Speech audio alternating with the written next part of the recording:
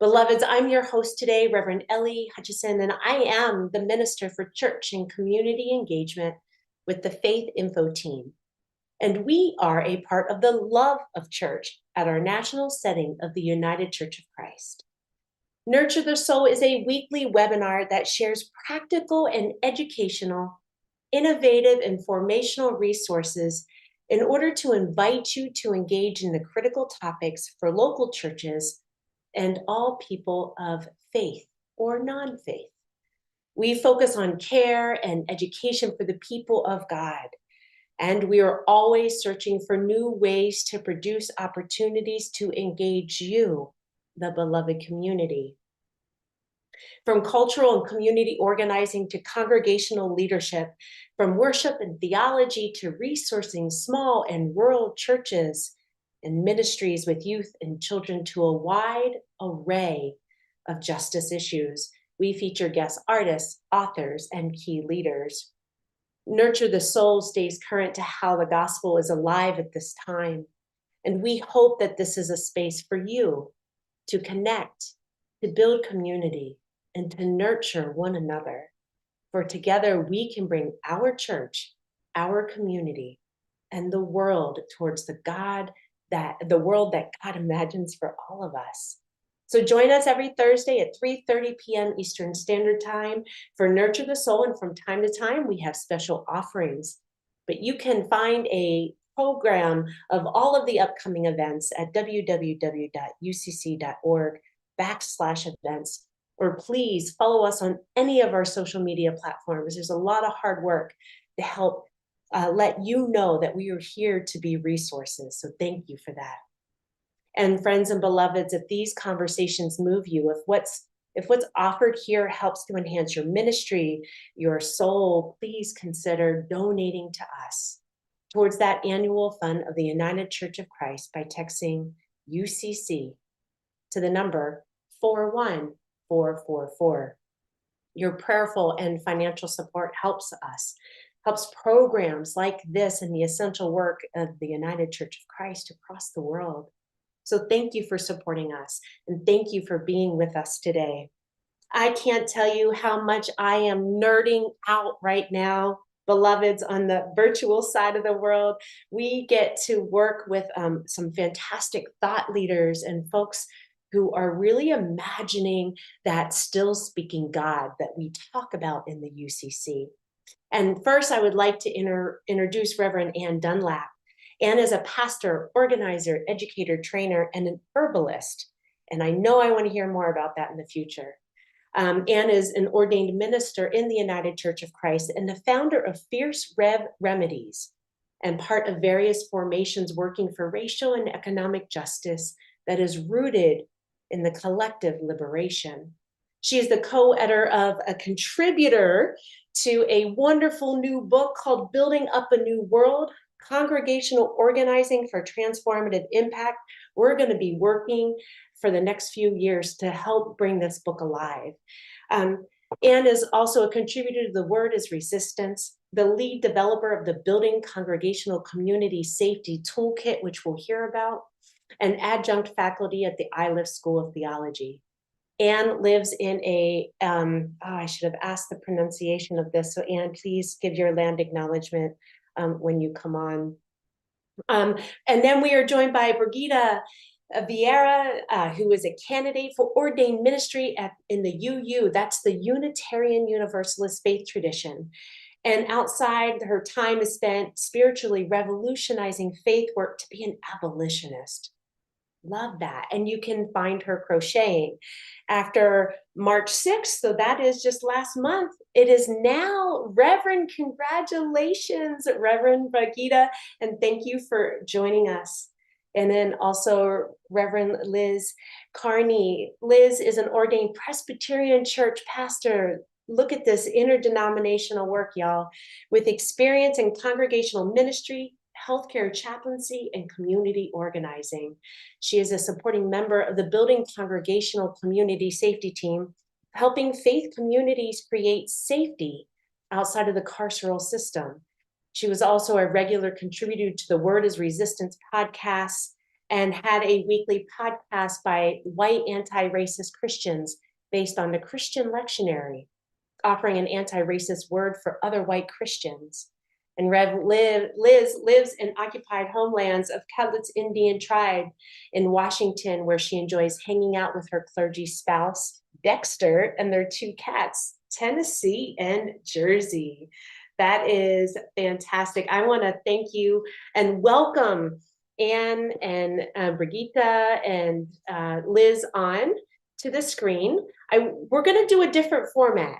And I'm going to totally disappear, and I'm going to be able to bask in this moment because this is just a seed for something that is coming, that is larger, that is coming to support our congregations and our faith communities for the next coming years. So this is an important program today because you're going to be resourced, and I can't wait to dream alongside you all on the screen here and all of you who reach out to me post-webinar.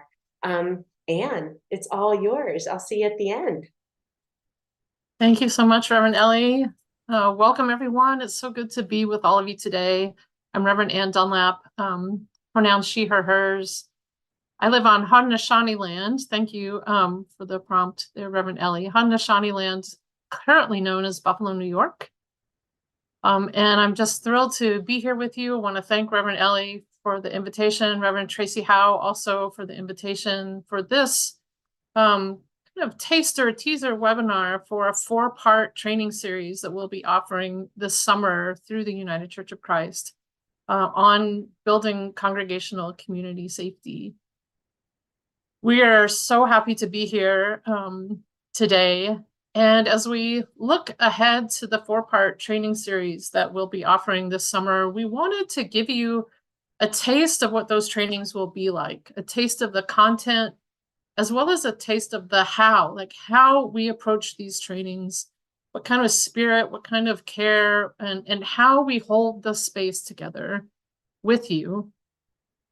So not just some talking heads today, but wanting to leave you with something that you can take with you. So this taster menu, if you will, is going to include some practice to tend to our bodies and spirits, a little bit of theological framing, a skill share, a very practical skill share, and some organizing tips, like how you can begin to do this work in your own congregational setting, all of which together are a taste of how we will build an ecology, what we call an ecology of community safety, tending to the whole self of the community. And so with that, I'm going to hand it over to Reverend Liz to lead us in an opening practice. Thank you, Reverend Ann. And hello, beloveds. It's so good to be with you. To get us going, we want to open up some space in our bodies to imagine and feel the kind of world that we're going to talk about building together here today. So if you can, I would invite you to be in your body, to put your feet flat on the ground, perhaps to close your eyes, to feel the very base of your spine grounding firmly in your seat, and to just arrive into this moment.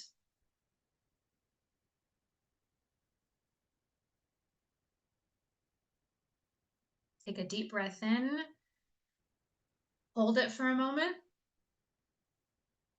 and release. You can even just rock back and forth for a minute to know that you are really here. So I want you to think about a memory of a time that you felt safe in your own body.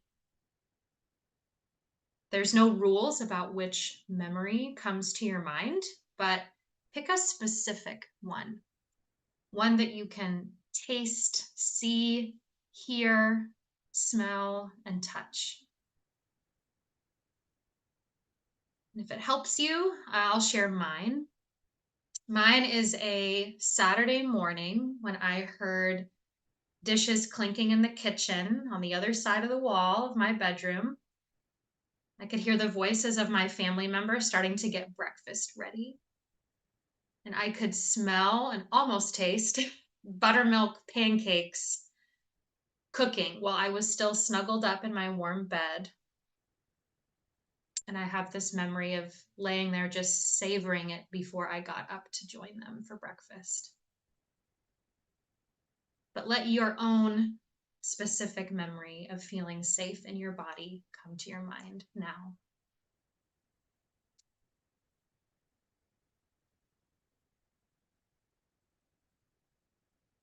And once you have it, I want you to notice in that memory what you might taste, smell, hear, see, or feel. And notice what safety actually feels like in your body.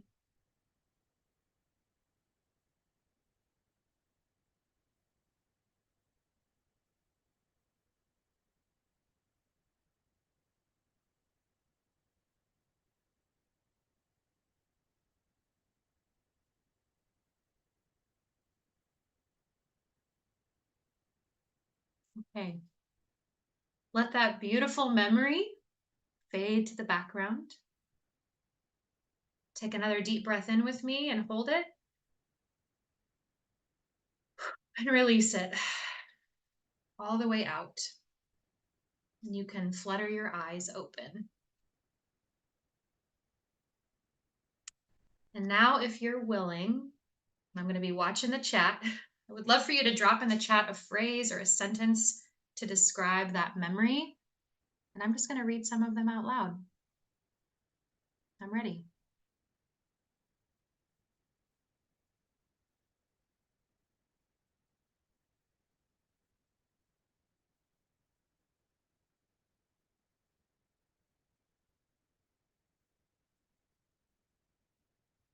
Community potluck in my friend's backyard.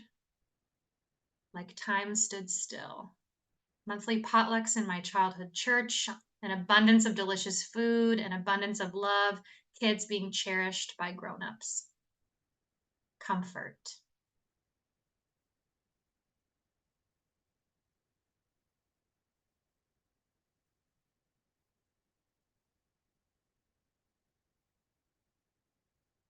Extravagant welcome to church camp as a youth.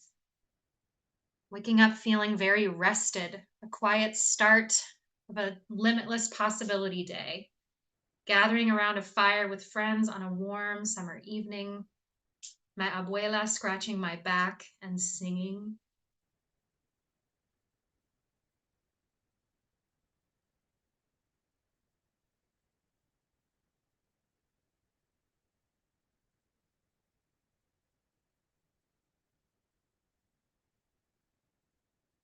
Praying in the ancient stone chapel, Gallerus Oratory in Ireland. Like harmony, this past Easter Vigil, hearing Psalm 23 hymn by Bobby McFerrin in church. Yeah, all these are beautiful. You can keep them coming in. To keep us moving forward, what I wanted to say is that something I love about this exercise that I learned from abolitionist movement leader Miriam Kaba, and I've done it with multiple groups now in settings like this. What I love is that not a single time when I've done this practice with groups before has anyone ever shared a body memory of safety that involved the police showing up or someone being taken to prison. And that is because the roots of what keeps us safe is the world that you all just described in the chat. A world where everyone has what they need. Plenty of delicious, abundant food, warm, safe places of shelter, the freedom to sing, connection to our relatives and beloveds, all the care we need to tend to our precious bodies. This is why we are here. Because we want to divest ourselves from institutions and systems that punish and put people in cages. And we want to invest that time, those resources, all of our hearts and bodies into the kind of world that really keeps us safe, which is a world where everyone has what they need to thrive. And with that grounding, I'm going to hand it over to Reverend Ann. Thank you so much, Reverend Liz. I already feel like more grounded and more safe in my own body just from doing that practice together and seeing what everyone has shared in the chat. Each one of us, when we share our parts today, are going to share just a little briefly about why this work of building safety that doesn't rely on policing matters to us.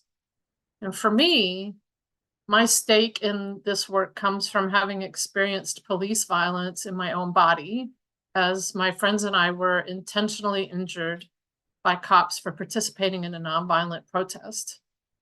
That was 17 years ago, and I still live with that pain in my body and in my psyche. And that experience also sent me on a journey of questioning why. Why do police always seem to be enforcing the interest of power and wealth?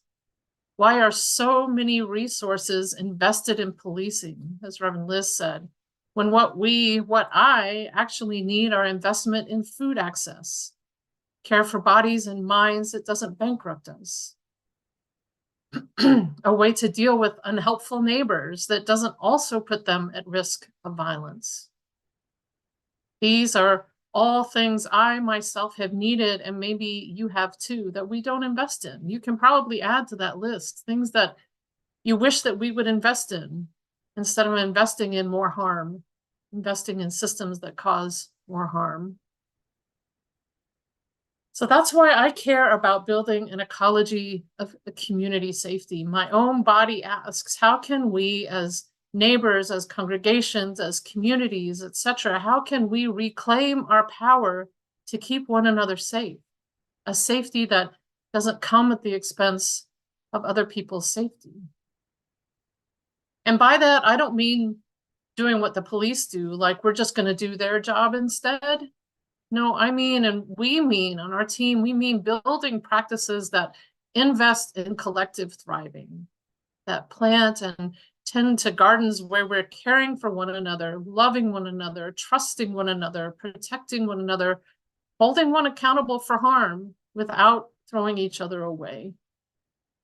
Asking not, am I safe, but rather, how do we keep one another safe? How do we keep one another safe when we know that calling police when a beloved is having a medical or mental health crisis could result in more harm to them rather than them getting the care that they need? How do we keep one another safe when our congregations who are outspoken about loving our immigrant and queer and trans and Black beloveds are targeted by white supremacist violence? How do we keep one another safe when infrastructure abandons us to hunger, pandemic disability, and the impacts of climate change? How do we keep one another safe? I have come, Jesus says, so that you might have life in abundance. And then he spends his ministry building practices of abundance, building an ecology of collective safety in the midst of a violent empire. This ecology includes feeding people, offering care for traumatized bodies and spirits, repairing relationships Rome's forces keep trying to tear apart, and training others to do all of this and more. This ecology seeds practices relying on and embodying the prophetic dreams of Jesus's Jewish tradition and ancestors, dreams that express God's longing for the flourishing of all creation, dreams that are meant to be lived out in the here and now, dreams that declare God will act to abolish anything that prevents that flourishing. Throughout our sacred stories, God abolishes systems of violence and oppression, abolishes them, and calls us to organize our life together in ways so that all can flourish, so that all may have life and have it abundantly. God is longing for that, a better world, a more just and compassionate world. And we're longing for that too, right? Aren't we? We're longing for that too. Our bodies are telling us that. The pain in my body tells me that.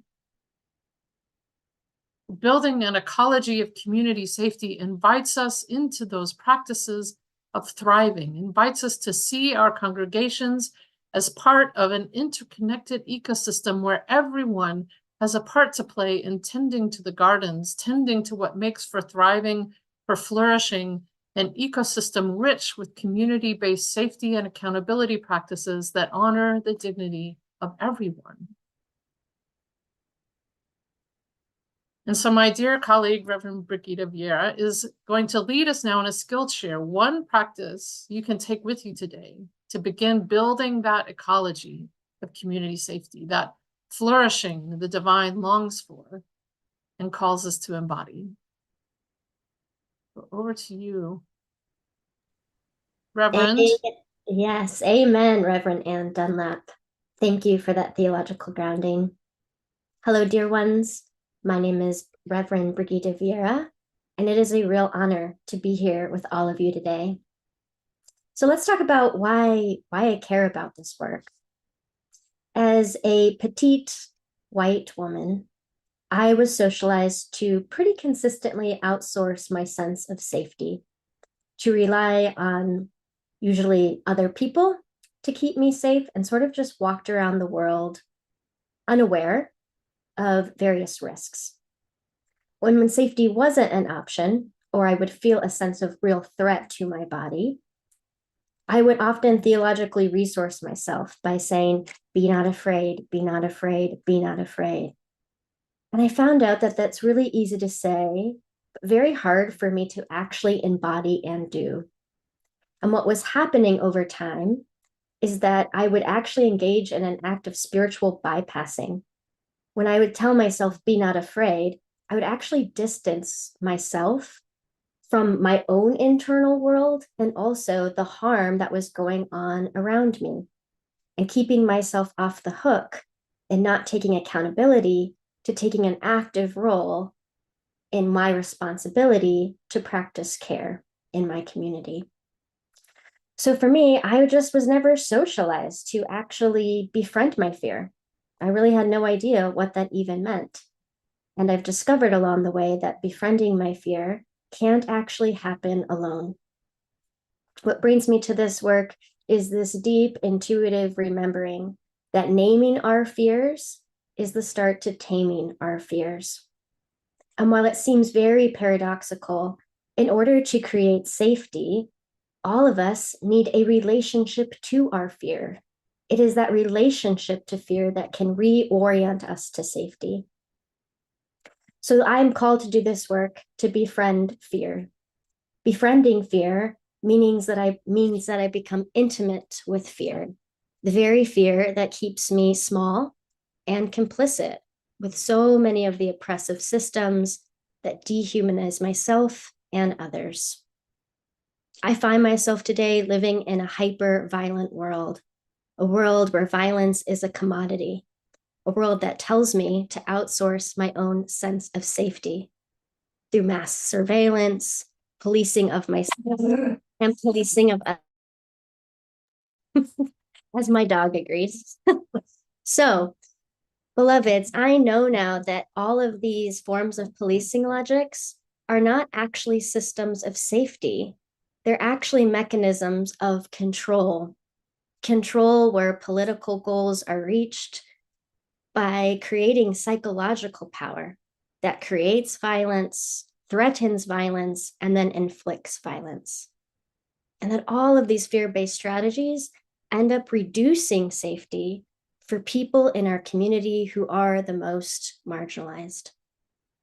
I'm called to do this work because I believe that we can break this cycle and build anew. So what I found is that when we unlearn the many ways that we've been socialized to police and self-surveil one another, we have to actually learn new skills about how to deeply listen and radically care for one another. And as we learn these new skills, all of these new choice points start to emerge. Choices about how to reclaim power. Choices about how to divest from systems that perpetuate power over one another to building new systems that practice power with one another.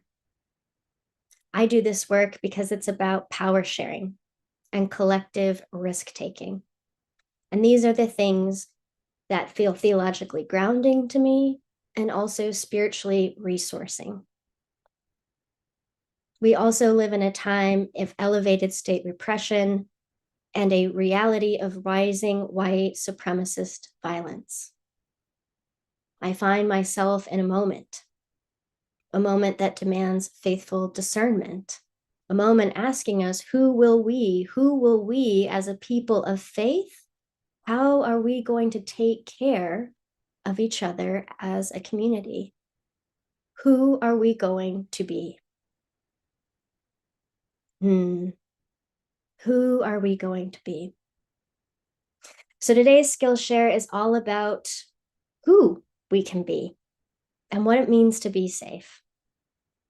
In safety conversations, there is always a rumble because safety and danger mean very different things to different people based on our many different lived experiences of how we move through the world, based on the way our nervous system is regulated, the color of our skin, our gender identity, our sexuality, our age.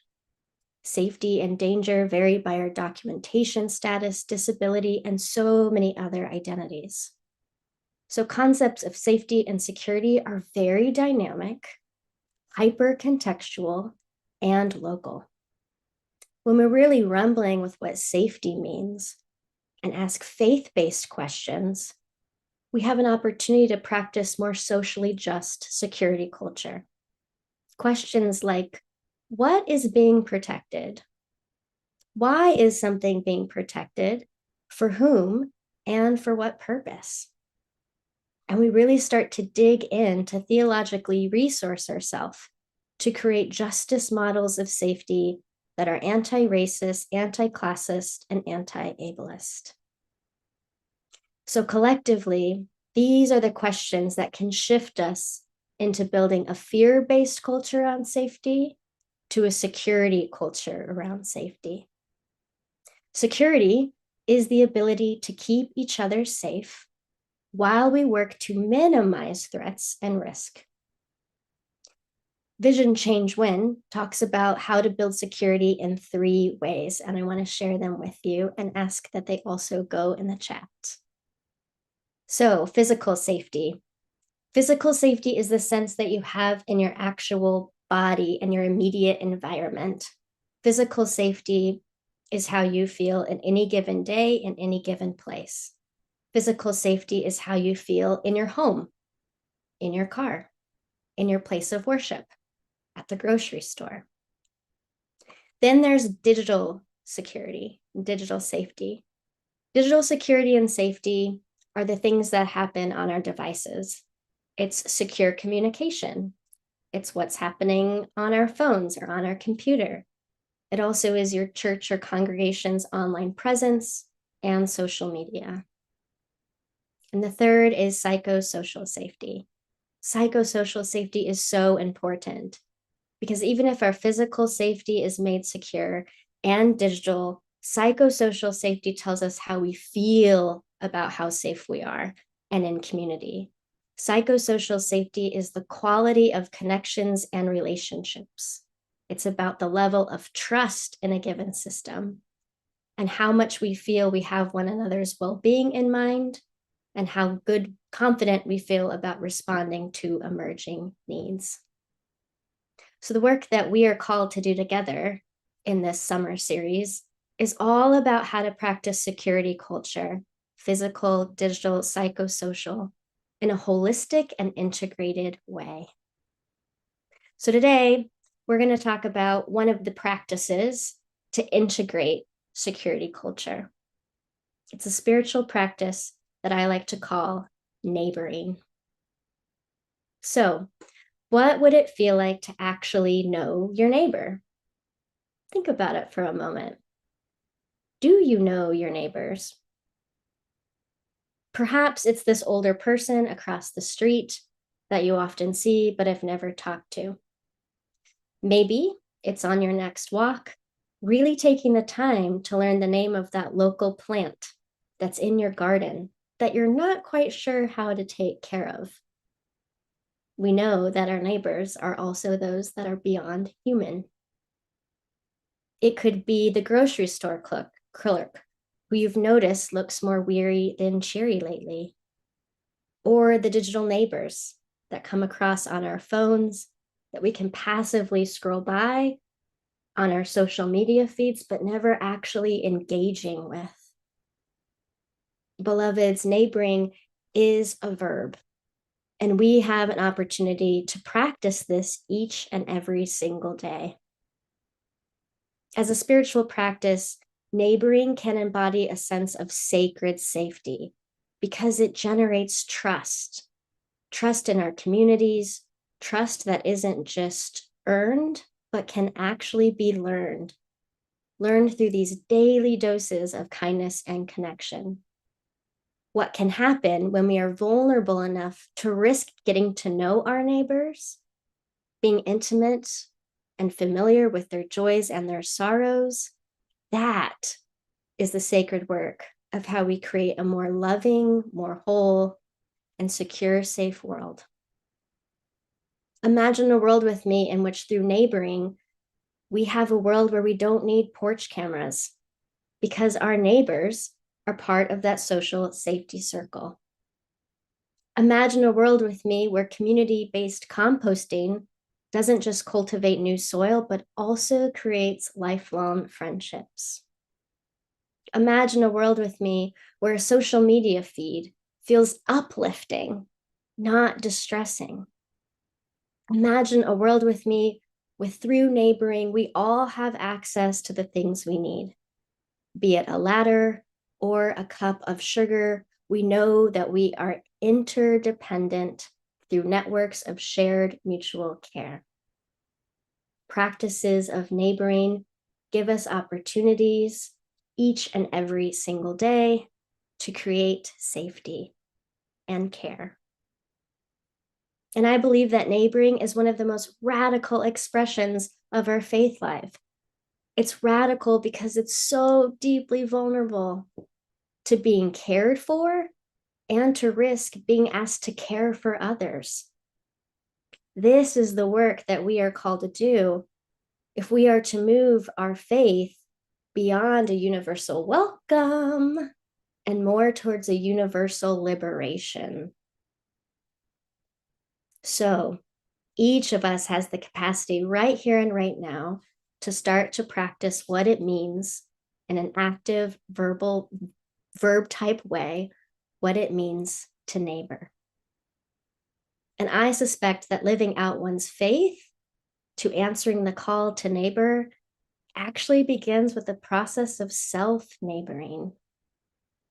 So we're going to practice that right now.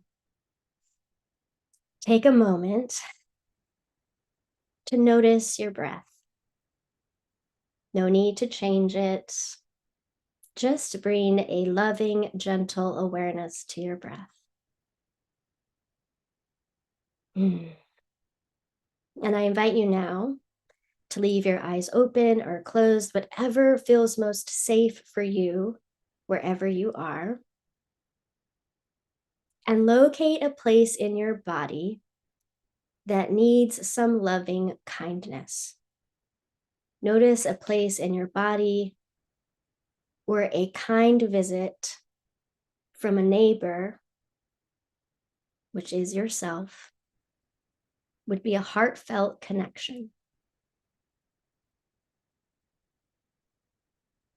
And as you are able, I invite you to place your hand on that part of your body that needs a loving neighbor. For me, I'm noticing it is my forehead. Just gently accompany and witness that place in your body that needs some loving attention.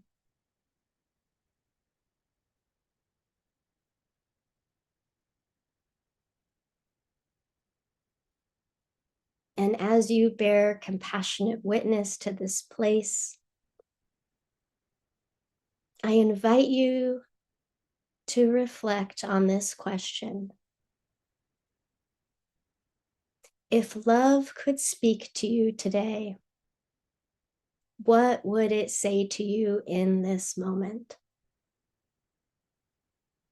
If love could speak, what would it say to you today?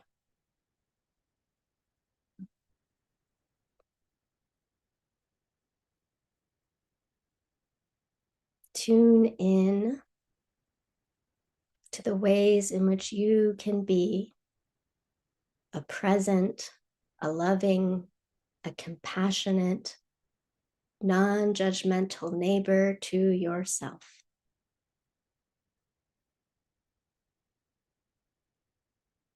If love could speak, what would it say to you today?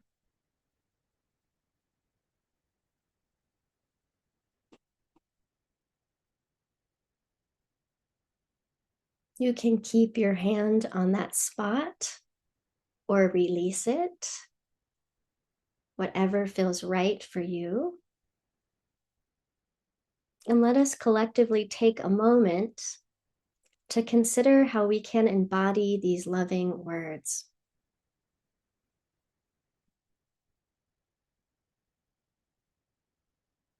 For me, love is speaking right here in my forehead.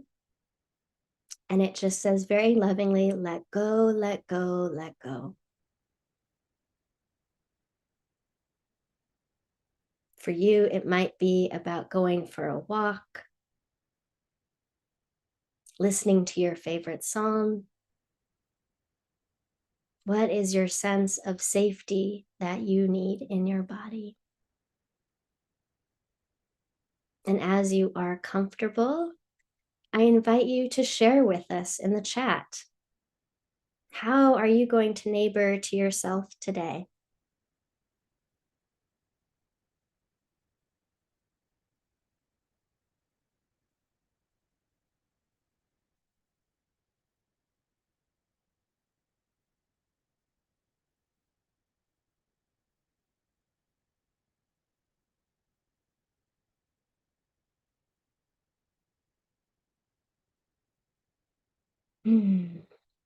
How are you going to self-neighbor to yourself today?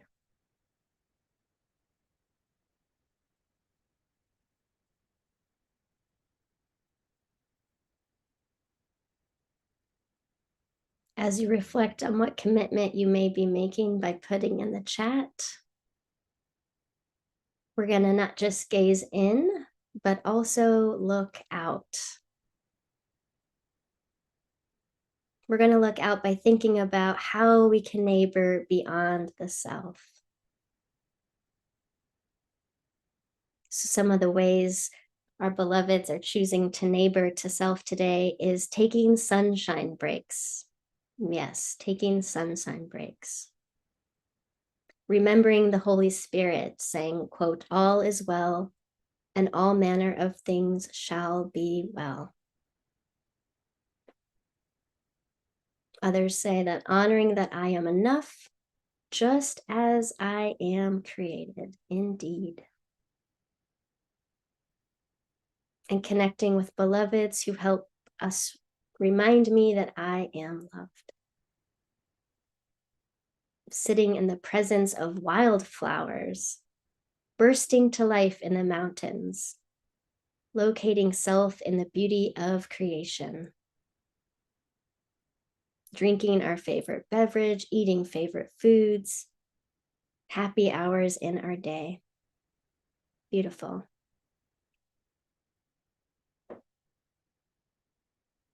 So as we neighbor to ourselves, we're also called, when we're spiritually resourced, to love ourselves and create a sense of intimacy. We can also neighbor to others. And what I mean by neighboring is not what can happen in communities, which can be a form of being a quote, good, end quote, neighbor, which is really just code for some form of etiquette that really isn't about being a good neighbor, but upholding systems that usually are tied to whiteness, but engaging in real intimate relationship and connection with one another. So, how can we create healthy relationships with our neighbors, human and non-human? These relationships are the things that we need to make us feel safe. Because when we feel safe, our nervous systems can function more properly, which also supports our physical health and can bring healing into the world. Neighboring beyond the self can look like befriending a plant, responding to a digital neighbor on social media in a heartfelt way instead of scrolling through. Perhaps you know someone who's experiencing a recent loss. You might like a card or a short note of love. I ask you now to, in your body, make a posture of something that wants to give this love in the world. For me, it is usually open hands.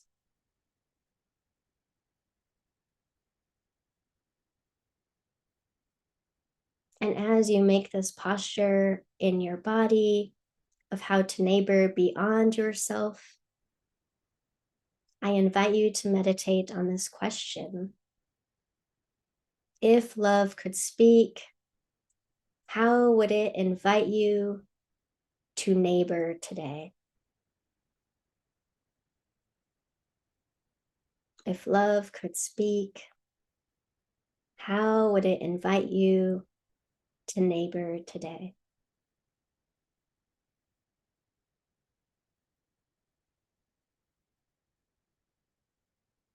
And as you feel inspired, I invite you to share your act of neighboring that you can do today in the chat. What is a daily dose of neighboring as a gift of sacred safety, caring for ourselves and others?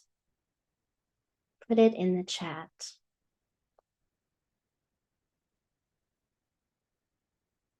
For me, on my to-do list today is going to the grocery store. And usually I'm listening to a podcast or something, tuned out, right? And for me, neighboring looks like taking those headphones out today so that I can hear the people around me, invite a smile or a warm hello. Those small little things can make a difference. I see making eye contact with a big teeth-filled smile. In the chat, I also see donating a meal to a family in need. Yes. All those things, big and small. We also see in the chat texting my shut-in neighbor and checking in. Yes, this is the world that we know is possible and the world that we can make real. Praying, yes, praying for a special person that they can feel safe and loving support. In the chat, I see leaving the dandelions to flower so the bees have early spring food after waking up from winter. Indeed.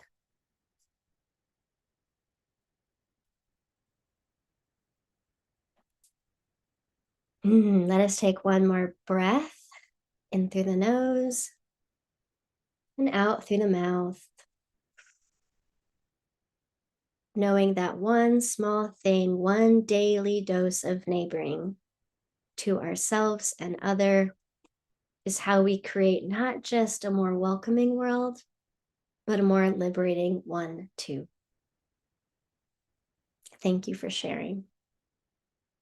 Reverend Ann Dunlap, back to you.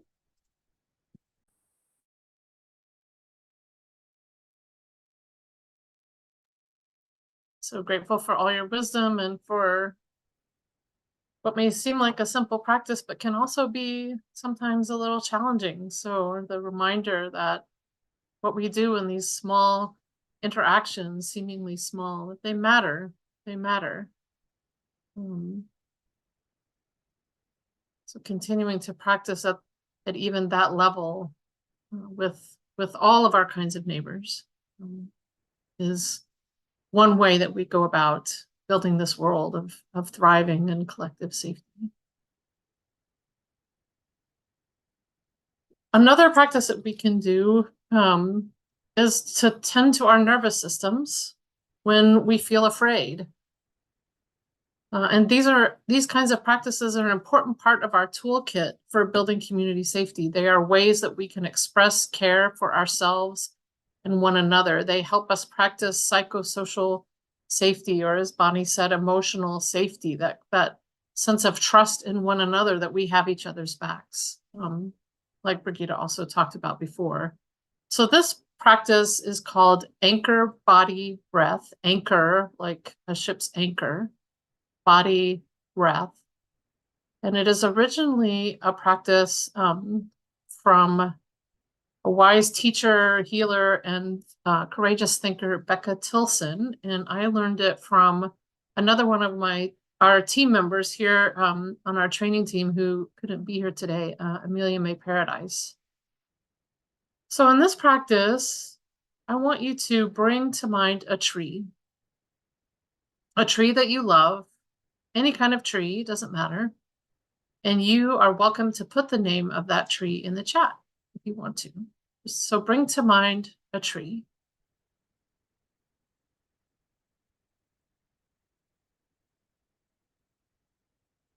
And drop the name of the tree in the chat.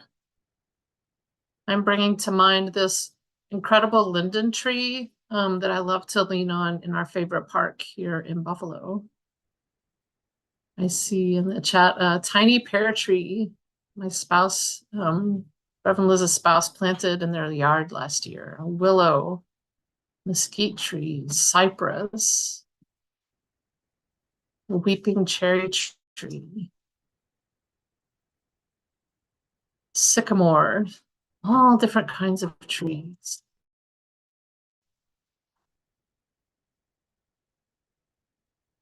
Black walnut.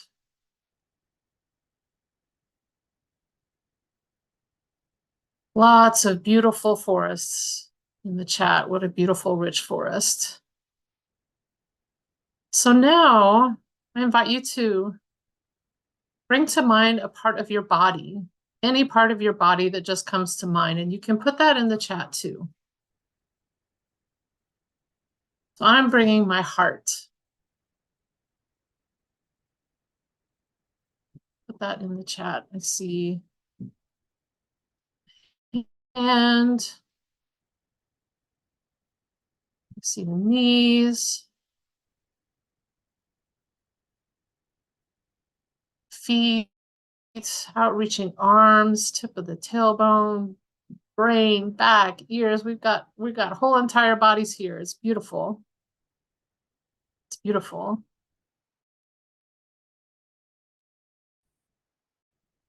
So the way this grounding practice is going to work is I'm going to say tree or anchor. And when I say tree or anchor, I'm going to imagine my tree. My tree is the linden tree. Your trees are the ones that you imagine. You imagine your tree. And then I'm going to say body. And when I say body, I'm going to imagine my body part that I named, my heart. And you're going to imagine your body part. And then we're going to take a breath. So I'll demonstrate that once. I'm going to say tree. And I'll think of my sweet linden tree. Body. And I'll think body. And breath. I'll take an audible breath.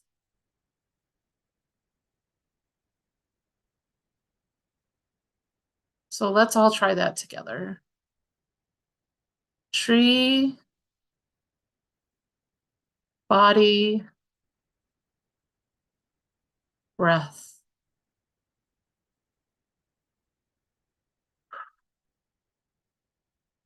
One more time. Tree, body,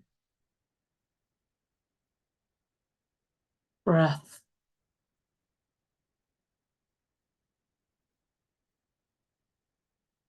This practice helps us to stay connected in our bodies and stay connected to the natural world and to the air, which is part of the natural world and part of our bodies. And this is a practice we can carry with us and do on our own, but it's also something we can teach other people and do for one another. If we're in a time of stress and something happens in your congregation, you get together and remind one another, tree, body, breath, and do that practice together with one another.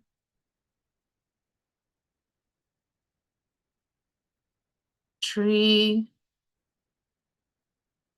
body, breath.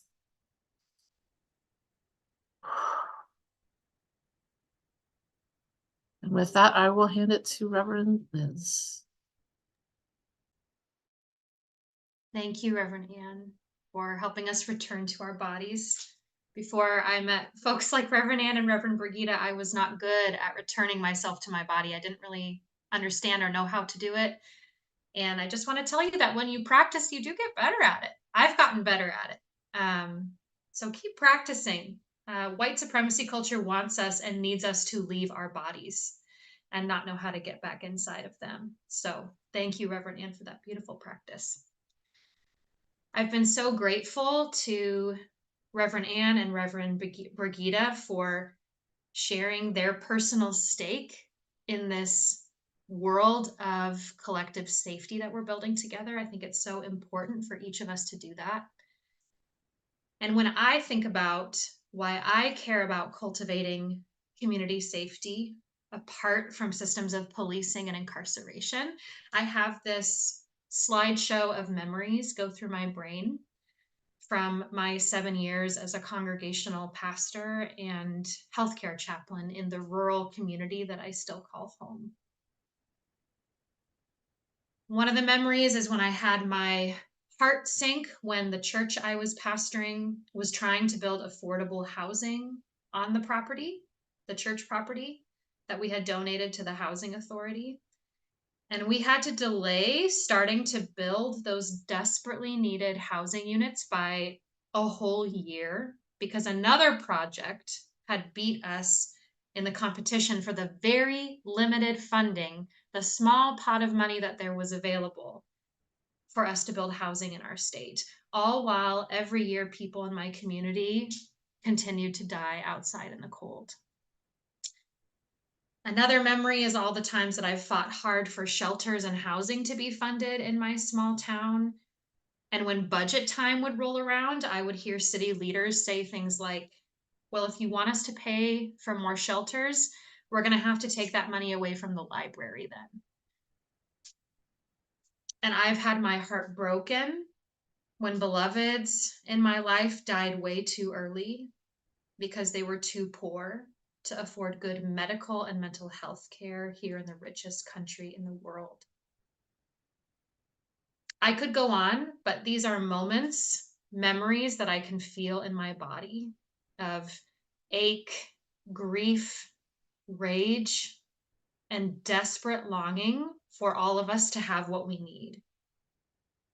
These are personal experiences that remind me that the systems in our country that we've put in place to quote unquote keep us safe, systems of policing and incarceration and surveillance, those systems are eating up at least 40% of my own county budget, and probably something like that if you were to look it up where you live too.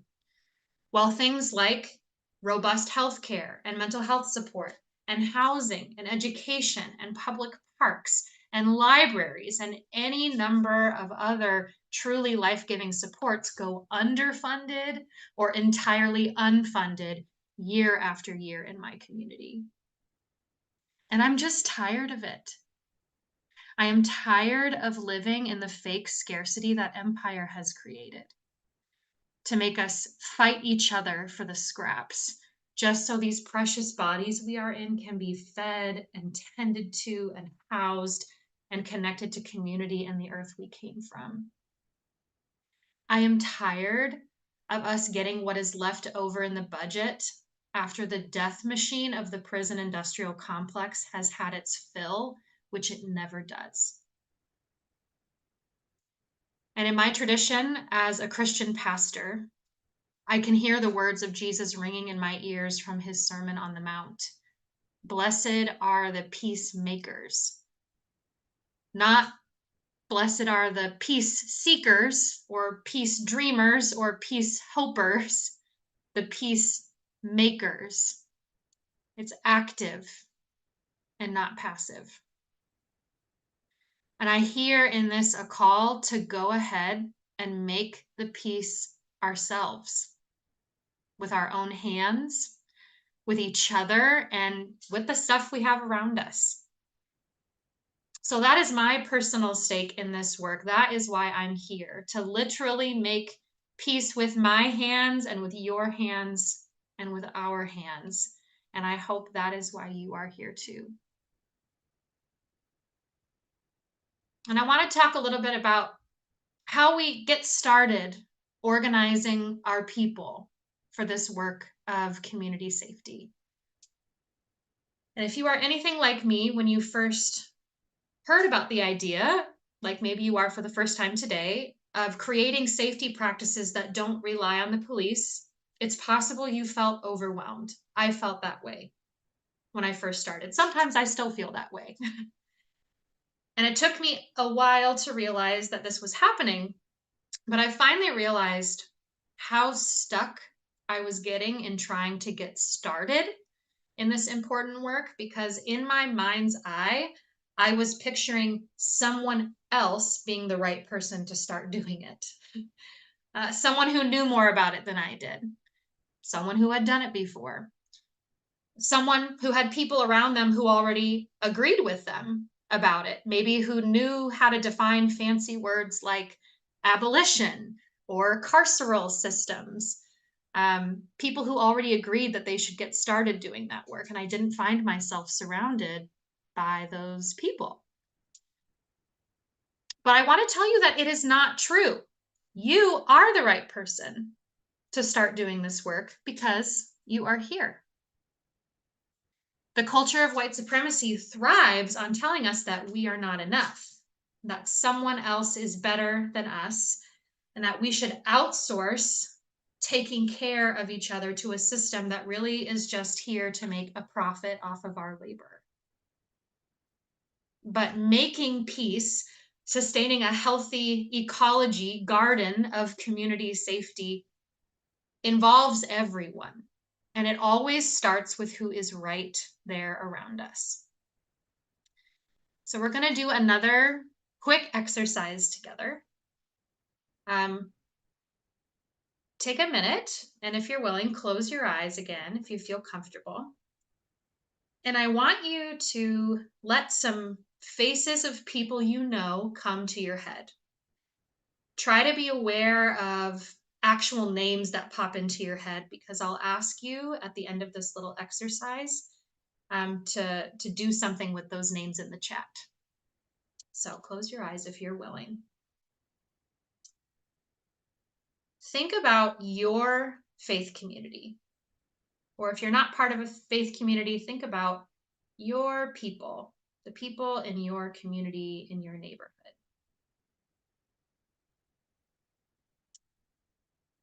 Are there folks who have medical training?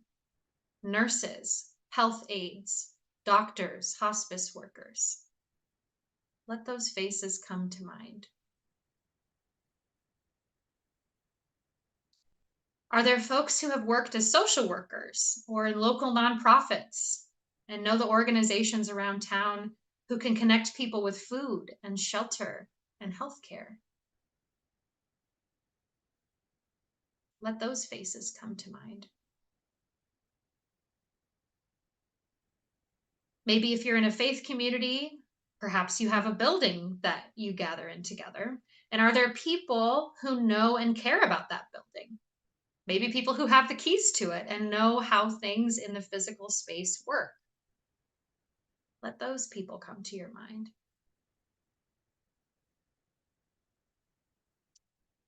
Are there people who have beloveds who sometimes go into mental health crisis and have had to learn how to care for those folks in their moment of crisis?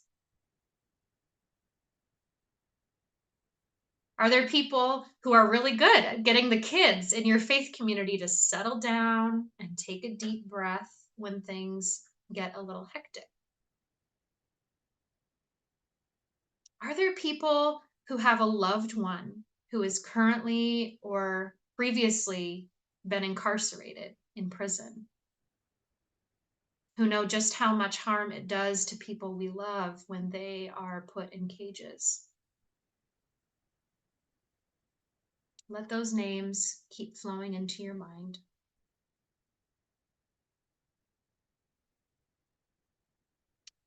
And now, if you would, I'd invite you to open your eyes and pick 2 of those names, write them in the chat, and press enter.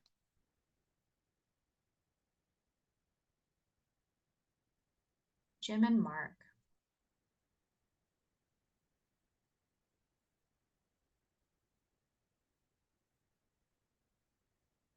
Jose and Joyce. Carl and Kate.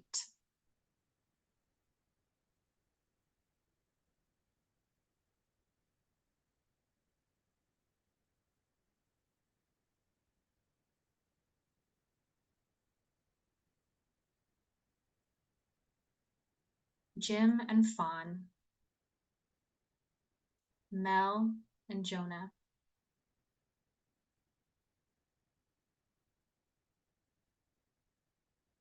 Veronica and the women inside.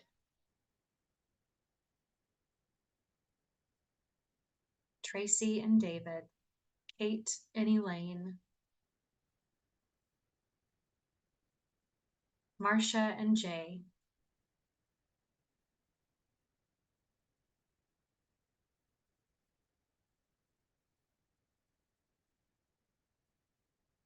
So if you're following along in the chat like I've been doing, what you're seeing are the names of people who, whether you realize it or not, already have some of the skills and knowledge and maybe even self-interest needed to start building community safety with you. People who have the knowledge of your specific community space to be able to tell you where the vulnerabilities in the building are. People who already have a vested interest in not calling the police to put more human beings in cages. Now, it won't happen overnight because we are actually a lot like little seeds who need time and water and good soil and sunlight to grow. But I promise you that out of the names coming to your mind, many of which that you've shared in the chat, there is one person on that list who you can have a conversation with to see if they will start to explore with you how to create practices in your community that keep every last one of us safe. And that is how all of this work begins, with one conversation at a time. And if you feel overwhelmed like I did when I first started thinking about doing this on my own, in my own context, remember that you wouldn't start a garden by expecting full-grown plants to appear tomorrow where they weren't yesterday. You'd go way, way back in the process, and you would walk outside to the garden beds to assess things. Things like soil health, like how many weeds are around, like if you need to go out and get some more compost to add to the raised beds. And you can't assess without being curious. That's why a really good starting point is to pick just one name from that list of faces that came through your head and see if they will do a one-on-one with you just to start the conversation. That way you won't be doing this alone. You could go to the retired nurse in your congregation and say, Can we grab coffee so I can pick your brain about what might happen during a worship service if someone fell and got hurt? You could approach that person who knows your community's building well and ask, can you take me on a tour around the building sometime so we can talk about issues you know about that you think we should address to make this building safer for the people who come inside of it? If a person in your community has shared with you about their loved one who is incarcerated, and there's enough trust in that relationship that you have with this person, you could say, how are you doing? How can I support you as you support your loved one who is inside? You could even say, I'm interested in trying to build practices in our community that don't rely on cages and punishment in how we deal with harm. Would you be interested in exploring that with me? That is one step that absolutely anyone here today could take to start the assessment process that will give your community a good understanding of your particular garden, your particular ecosystem, rather than working from assumptions. Assessment, curiosity, getting a lay of the land, will also allow your community to work from a place of abundance and response, building on what you already have around you, rather than getting stuck in scarcity and reactivity and fear. So when I first started doing this in the congregation I served previously, and I didn't get very far in the process with them before my time with them concluded, but I remember Reverend Ann encouraging me to simply start with some of these one-on-one conversations to assess what people in my faith community were already thinking about how we could practice safety together. I remember talking to a retired nurse in my congregation who knew the building really well, about her previous experiences in our building when crisis moments had happened before I had even come to be the pastor of that church. I didn't know those pieces of history, but because of my curiosity and having a conversation, I learned a lot of things I didn't know before. I talked to a social worker in our congregation about his experiences working with folks who are unhoused, so that we could brainstorm some ways to engage with and support individuals who had been sheltering on the side of our building from time to time. He had a whole set of skills already to share with me, and we had really generative conversations.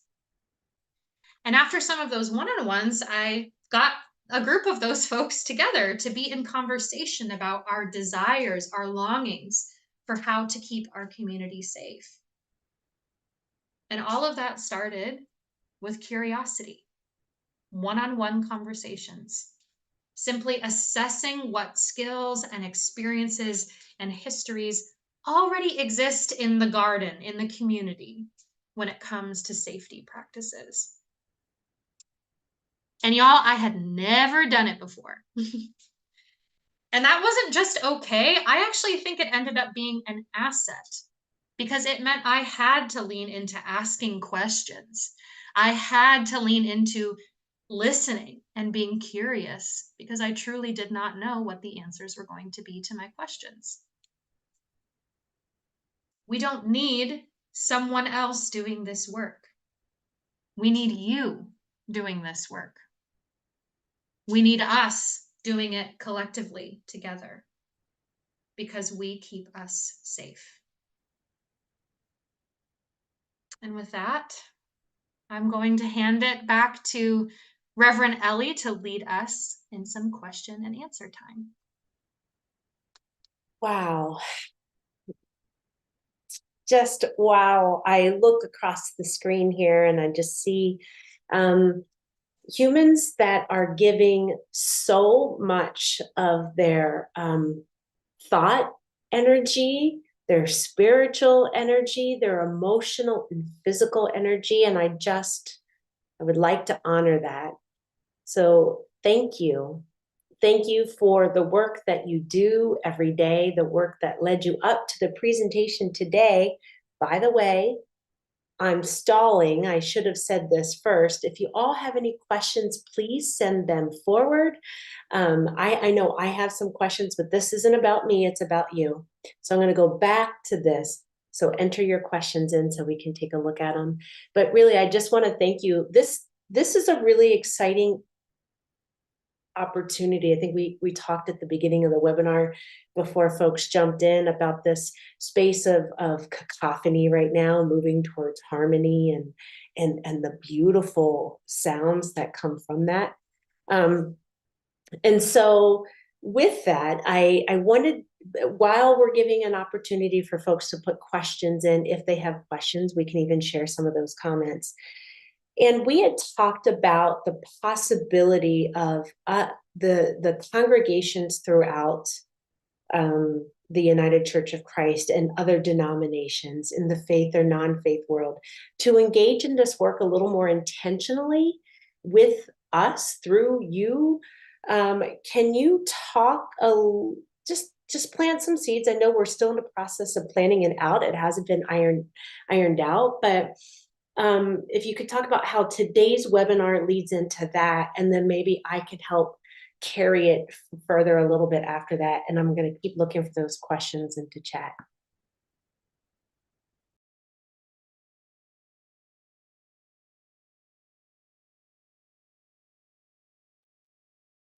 I'll take a stab at this. We haven't planned it all out, but what we're envisioning for the summer, we've graciously been given by like Reverend Tracy Howe and you, Reverend Ellie, like 4 2-hour sessions that the UCC is going to host, which just feels so like rich and wonderful, such a wonderful amount of time where we can really dig into all different kinds of practices that we just gave folks a taste of here. We want to do some what we call political education, where we dig into a little bit of the analysis of like, why do we even have to do this in the first place? You know, why is policing, you know, mostly focused on enforcing power and wealth? Why are white nationalists targeting our congregations? So some of that kind of content we want to give. We want to like train folks in all different kinds of practices. These seed practices of how we how we are in relationship with our neighbors, to things like how do we actually look at our building and think about what it means to have security around our perimeter, what kinds of practices, door locks, windows, you know, entrances, exits. What is digital? How do we scrub our data? Like all these different kinds of practical things. How do we build teams that can take care of folks who might have a mental health crisis or a medical crisis on when we're in church together? This is a thing that does happen. And we know in the aftermath, well, we're still in the pandemic, in still the math, I guess you would say, of the pandemic, that the trauma and stress on our mental health has grown. And so the likelihood of someone having a mental health crisis amongst us is also growing. So how can we take care of our people, love our people? Because we also know if cops get involved in mental health stuff, regardless of race, it's often not a positive experience for those folks. As well as some of these like emotional psychosomatic practices that we can use to help nourish our nervous systems and help one another, like nourish each other when something happens in our congregations and beyond, right? Like they go with us into our neighborhoods, into the grocery store. You know, the practice like anchor, body, breath. We're developing a whole library of these things that we can use together. We've talked with congregations about, you know, if someone were, you know, an agitator were to come into your congregation, are there folks in the pews who can just sit together and remind each other that you're in a body and I have your back, and together we're going to remember how to breathe, like that kind of thing, like how we build that safety collectively. So 4 sessions of all kinds of good stuff that we hope to be able to share. I love that, Anne, and thank you. I've done a lot of work where I'm at in and around prisons, and I see some of my comrades have joined us on this webinar, so I'm excited for that. Statistically, I think it was in 2018, just about the amount of people who were incarcerated in Arizona prison systems impacts our congregations to where it would be 1 in 4 people within our congregation are impacted by incarceration. And if we are learning how to have conversations like this within the congregation, how much that would inform this community safety work that y'all are talking about, right? And so I'm grateful that you were able to highlight that a little bit more and plant the seeds of what can nourish from that. We do have a question that was, how can we balance the need for our personal safety with going out to protest injustices where our physical safety is often comprised by police and or vigilante? Yes, Liz. Yeah, I'm actually going to pass on some wisdom that Reverend Ann has given to me as I've been sort of new in learning how to be out in these streets, protests and actions. And I remember Reverend Ann telling me to think about how we collectivize taking risks together. And I think Reverend Brigida spoke a little bit to this as well in talking about how we create community safety. But how do we, if there's an action that you're going to be a part of, and you know that it might draw police attention or vigilante response, are you on secure channels to be able to have a thread where you can communicate with each other, where you can tell each other and make a commitment to one another to let each other know when you get home safely? Are you able to have folks who put together a bail fund, some funds so that some folks to provide jail support if someone gets arrested at a protest? Who's going to follow up with that and communicate with that person's loved ones to let them know that they're okay? There are ways to provide safety for each other when we are out on the streets. I know the group that I've been organizing with for a ceasefire recently in my community, we always make sure to have a mutual aid table whenever we can, where there's snacks and there's water and there's sunscreen and there's things that we need for our bodies to take care of each other. I think all of those things matter a lot. And also thinking about in the risks that we are taking, how can we show up for each other after the fact to make sure that no one is alone in holding the risks that we take when we go to those actions and those protests? That's kind of a short and general answer. There's a lot to unpack there, but that idea of collectivizing risk is something that Reverend Ann taught me that I wanted to pass along because I've been finding it really useful. And I think I saw Reverend Ann put her hand up. Yeah. That's so wonderful. And I love you lifting up that collectivizing risk, because it is that shifting of the question, right? From am I safe to how do we keep one another safe? And so hopefully in your organizing spaces that are developing these actions, there is some attention to how are we keeping one another safe, right? And in our Building Congregational Community Safety Toolkit, we do have some resources around security culture, those kinds of practices we can do at actions. And I also want to say, as someone who, has like nearly 40 years of doing those kinds of actions and trained security teams for direct actions in the streets, they're all the same practices, whether we're thinking of our own home, whether we're thinking of our congregation, or whether we're thinking in the street.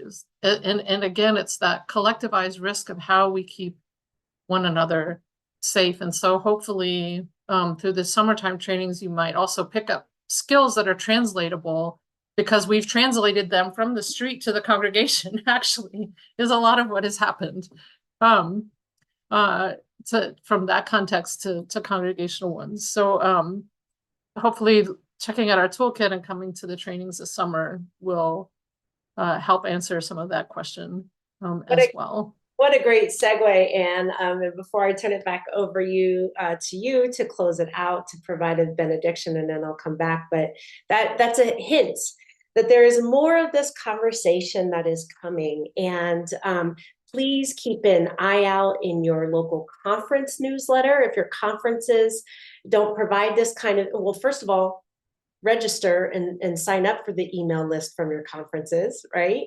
So you can get that. Share the information widely whenever you find out, right?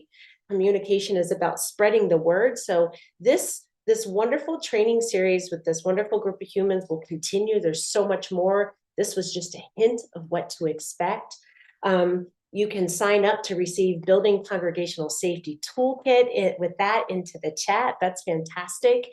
If for some reason by like June, you all haven't seen an email from us or communication from National saying, hey, do you know anything? Let's say the end of June, beginning of July. We don't know anything about this training that we sat in on this webinar, send me an email. Just put my email into the address, say, hey, I'm really interested in building community safety. Can you help me dream? And I will make sure to put you in touch and to be informed that way. And so thank you. Thank you all for being here. Anne, I'm turning it over to you. Thank you. Yes, just please do sign up to receive the toolkit link. It has a wealth of information that will feel quite overwhelming because there's so much good stuff there. And in addition, we'll add you to our own email list where we'll send out updates, and including once we've got these dates for the training as well. So all of that communication is good. Just want to, on behalf of the team, thank you again, Reverend Ellie and Reverend Tracy Howe, for this space and this opportunity to be in community with all of you and to have these really important conversations together, and to send us off with just a blessing to go and do those practices, go and be those seeds, planting those seeds of an ecosystem of abundance and thriving, where we are nourished and fed and held and cared for in all the ways that the divine longs for us. As Reverend Liz said, we're not waiting for somebody else to do that. That's us. We get to do that. Whether we're just beginning or we've been in it a long time, that's the call to us. So go knowing that you have what it takes to do this work. Go knowing that you carry those seeds within you already to plant into the community, to build these ecosystems of mutual flourishing, mutual thriving, the absolute abundance that the divine longs for us. So thank you so much. Well, thank you all, beloveds. I just want to say goodbye, peace, love, happiness to each of you. I cannot wait for you to join us next week. Next week, we have a wonderful conversation that begins with our 5 fellows that come from small and rural communities, talking about the justice work that they did, building on a model very similar to what we got to learn today. Thank you so much. Please check us out on social media, share, and just go out and celebrate what it feels like to be loved today with that big tooth smile, whatever it is. Blessings to our presenters. Blessing to you all. Peace. Siblings in Christ, if you are moved by this conversation, if what's been offered here has helped enhance your ministry or has nurtured your soul for the journey, please consider donating to the annual fund of the United Church of Christ by texting UCC to 41444. Your support will help to provide programs like this, which are an essential part of our ministries in the United Church of Christ. Thank you for your support. Be blessed on your journey and know that you are not alone. We are holding you in prayer. Amen.